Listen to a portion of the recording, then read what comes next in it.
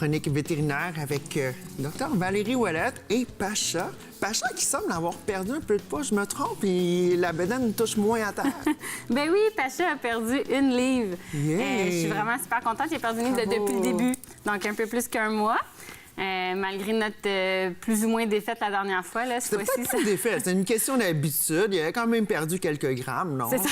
Donc voilà, c'était peut-être juste du poil. Mais là, aujourd'hui, Pacha, de plus en plus en santé. Et cette semaine, tu voulais faire un tour des questions que la plupart des gens à la maison vont se poser. Ils nous envoient des petites questions, on t'en envoie au bureau, on en envoie ici. Oui, exactement. Êtes-vous prêts à la maison? On a vos questions ici. Dr Ouellette, pourquoi mon chien mange du gazon? Cette question-là, on l'entend souvent. Pourquoi mon chien mange du gazon? Je pense qu'on n'a aucune évidence scientifique là, qui veut nous dire pourquoi les chiens mangent du gazon. Mais on voit que c'est souvent pour se faire vomir. Donc, s'ils ont mal au cœur, des nausées, tout ça, les chiens vont avoir tendance à vouloir manger des herbes pour se faire comme purger. OK. Ou bien il y a des chiens, tout simplement, qui aiment juste ça, manger du gazon. Là, Écoute, pourquoi pas? C'est légal. Hein? Est-ce que les animaux rêvent? Oui, les animaux rêvent. Ils ont un peu le même patron de sommeil que nous, les humains. Puis on peut le voir, là, si jamais votre chien, votre chat, des petits mouvements d'yeux en dessous des paupières qui se font aller, des petits tremblements. Fait que ça doit être en ce moment qu'ils sont en train de rêver. On ne sait pas quoi, mais oui, les animaux vont rêver, là, un peu comme nous, là, durant leur Est-ce qu'ils sommeil. rêvent de gagner la loterie? On ne sait pas. Pas sûr. Pas sûr.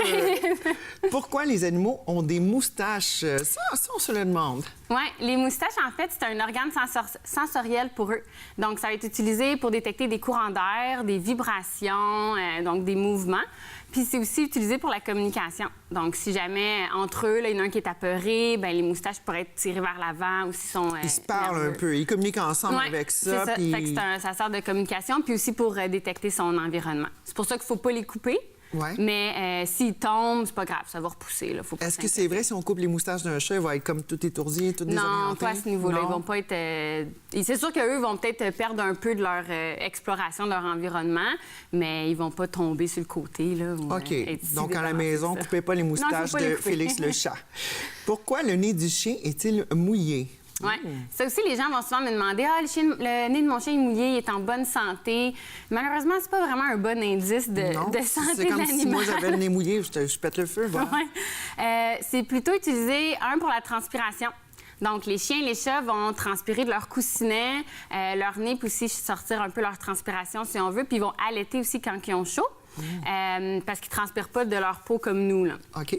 Puis l'autre chose que ça va être utilisé, quand le nez est mouillé, ça va comme entraper les particules d'odeur sur leur nez. Donc, pour les chiens, ça va les aider à augmenter un peu là, leur olfaction. Là, Leur donc, analyse olfactive des Ouais, lieux. exactement. OK. Celle-là est quand même assez bonne. Puis il y a des chats aussi qui font ça. Puis à chaque fois, je trouve ça assez drôle. Pourquoi les chiens courent-ils après leur queue? Ça aussi, c'est effectivement très drôle à regarder. Si ça dure pas longtemps, on s'inquiète pas trop. Ça peut durer assez longtemps. Et des fois, je vois le chat spiner puis je me dis, écoute, qu'est-ce que tu as mangé? Ça doit pas tout être normal, hein? Effectivement, mais il y a des cas, c'est parce qu'ils ont mal. Oh. Fait que s'il y a une plaie à la queue ou quelque chose qui lui fait mal, ben il va se mettre à tourner après parce qu'il sent qu'il y a quelque chose qui le dérange. Mais il y en a que c'est vraiment un problème de comportement. Donc, un OK. peu comme dans les troubles compulsifs chez les humains, là, les désordres compulsifs, on peut voir un peu la même chose chez Comme les se animaux. ronger les ongles excessivement, des trucs Ouais, comme ou ça même pourrait être comparable? plus, tu sais, ceux qui ont vraiment des maladies mentales, là. D'accord. Fait que ça peut se refléter des maladies mentales de chiens qui vont tourner après leur queue là, sans arrêt, puis ils ont besoin de médicaments, ces chiens-là, pour leur trouble mental. OK, donc c'est pas juste pour se désennuyer. Écoute, ton Mais- film est plate, moi je me désennuie comme je peux, c'est Il y pas en ça. a que oui, est un tu sais, petit si peu c'est fou. temporaire, on s'inquiétera pas trop, mais il y en a que c'est vraiment très, très, très impulsif et sans arrêt. Là. OK. Donc, ça arrive pas trop souvent, c'est en bon québécois, c'est juste un caillou qui passe, puis ici, c'est plus souvent que ça, on s'inquiète. C'est ça. Parfait. Pourquoi un chien enterre ses os? Oui, une autre bonne question, c'est sûrement dérivé de leurs ancêtres. Ou est-ce que quand il y avait une proie qui tuait pour se nourrir, ben ils cachaient des parties. Pour plus tard, si jamais il n'y avait rien à manger, ben il pourrait aller déterrer ça.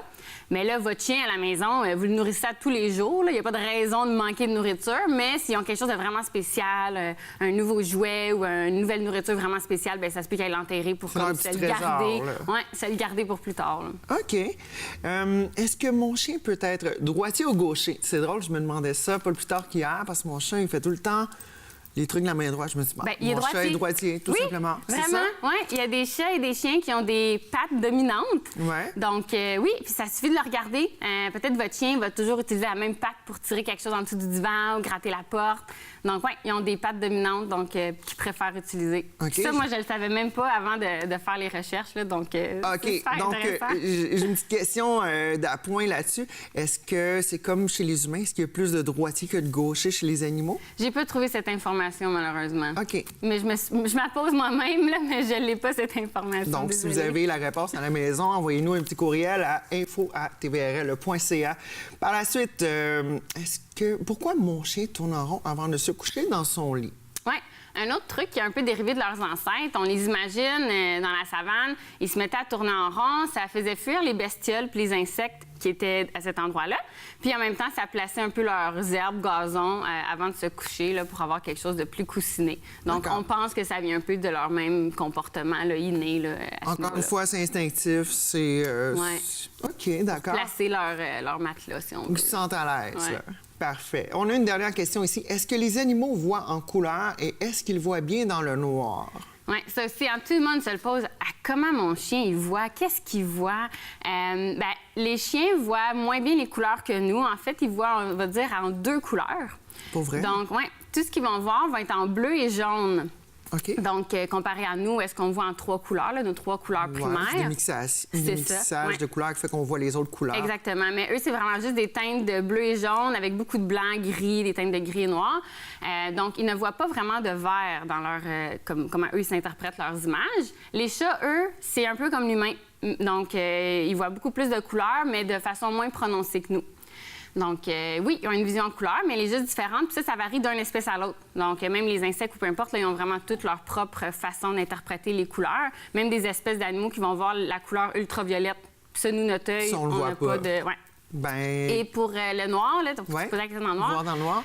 Les chats, eux, voient quand même bien dans le noir, on se le dit toujours, mais il ne faut pas que ce soit noir absolu. Là. On parle de pénombre. Ouais, parce que leur œil a un petit miroir. Comme quand on voit un chat au loin, là, on voit Ça prend la lumière qui est déjà ambiante, puis ça la réfléchit. C'est ça, ça la réfléchit dans leur œil, donc ils voient vraiment mieux que nous dans le noir. D'accord. Bien, Dr Valérie Ouellette, un gros merci. On se revoit dans 2 semaines pour la prochaine chronique, et puis en espérant que Pacha perde encore un peu de poids. Bravo, Pacha.